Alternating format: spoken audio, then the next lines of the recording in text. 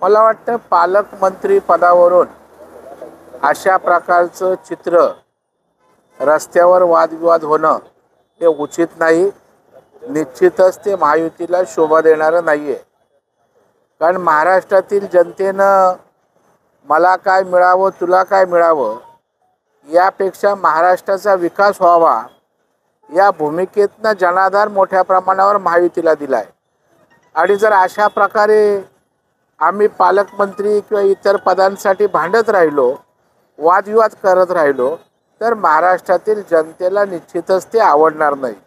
आपल्याला जे काय हवंय, जे काय म्हणणं आहे ते पक्षाच्या चौकटीत सांगू शकतो, महायुतीच्या नेत्यांमध्ये चर्चा होऊ शकते, पण एवढं हमरीतुमरीवर रस्त्यावर उतरून पालकमंत्री म्हणजे आपल्या जीवन मरणाचा अंतिम विषय आहे असं वागणं उचित आहे असं मला वाटत नाही।